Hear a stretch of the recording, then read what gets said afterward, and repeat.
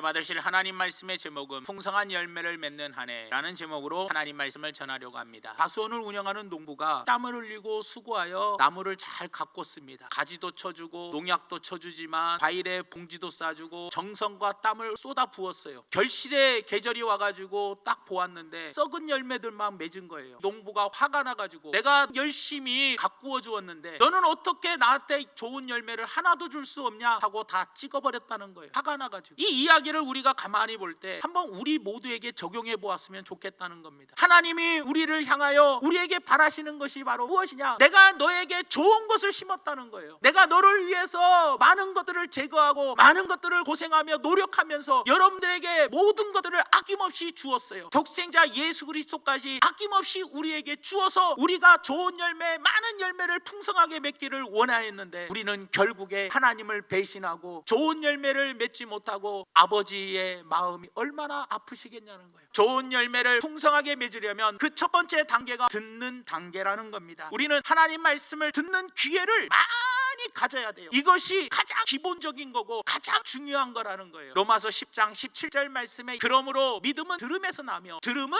그리스도의 말씀으로 말미암느니라. 말씀을 들으면 믿음은 자연스럽게 자라나게 되어 있다라는 거예요. 듣는 기회가 왔는데도 붙잡지 않는다면 우리는 믿음이 자랄 수가 없다라는 거예요. 여러분들, 요한계시록 1장 3절에 이 예언의 말씀을 읽는 자와 듣는 자와 그 가운데에 기록한 것을 지키는 자는 복이 있나니 예수님의 재림의 때가 가까웠음이니라. 말세가 되면 될수록 어떤 사람이 복 있는 사람이냐? 하나님의 말씀을 들을 기회가 왔을 때 열심히 그 말씀을 들어야 한다라는 거예요. 내 모든 풍성한 열매를 맺는 가장 기본은 순수한 하나님의 말씀만을 듣는 귀가 열리고 들을 때 그 기회를 붙잡는 우리 성도님들 되시기를 예수님의 이름으로 축원을 드립니다. 두 번째로 듣는 다음에 어떤 단계가 있느냐? 아는 단계라는 겁니다. 하나님 말씀을 들으면 하나님 말씀이 이런 거구나 하고 알게 되더라는 거예요. 예수님께서 나를 위하여 십자가에 죽으셨습니다. 그리고 장사된 지 3일 만에 부활하셨습니다. 들어서 알게 되었다는 거예요. 듣지 않고는 알 수가 없는 거예요. 많은 사람들이 어떤 인터넷을 보고 어떤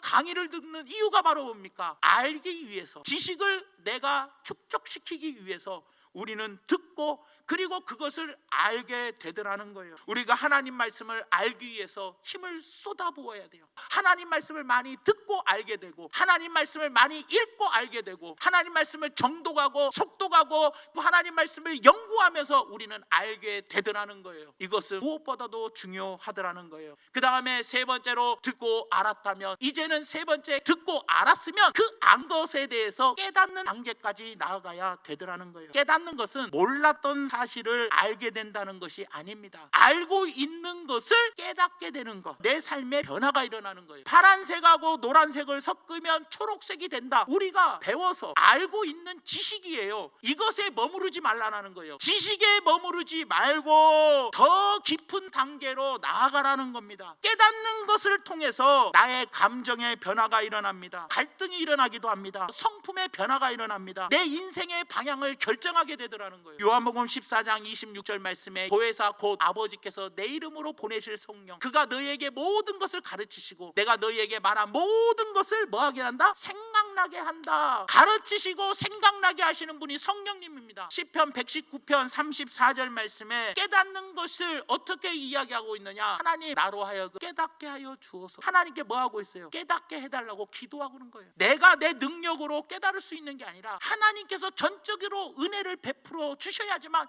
깨달을 수 있는 거예요. 그러니 설교를 듣기 전에 성전에 나와서 항상 하나님은 오늘 나에게 어떤 말씀으로 깨우쳐 주실지 하나님께 간절히 기도하는 마음으로 오늘도 이 자리에 나와서 하나님, 내가 다 아는 말씀이지만 이 아는 말씀에서도 나에게 깨닫게 해주실 줄 믿습니다. 이 깨달음이 반드시 우리에게 있어야 되더라는 거예요. 깨우치기 위해서는 말씀을 깊이 묵상해야 되더라는 거예요. 사도행전 17장 11절 말씀에 베레아에 있는 사람들은 데살로니가에 있는 사람들보다 더 너그러워서 간절한 마음으로 말씀을 받고 이것이 그러한가 하여 날마다 성경을 뭐 했대요? 상고하였다는 거예요. 하나님의 말씀을 듣고 받아들이는 것으로만 만족한 것이 아니라는 거예요. 찾아보아 보았다는 거예요. 조사했다라는 거예요. 계속적으로 신중하게 연구해 보았다라는 이야기예요. 여러분들, 하나님께서 말씀을 통하여 깨닫게 해 주시더라는 겁니다. 그리고 마지막 네 번째로, 깨달았습니까? 깨달으기만 뭐합니까? 바로 행함으로 옮기는, 행하는 단계가 있어야 되더라는 거예요.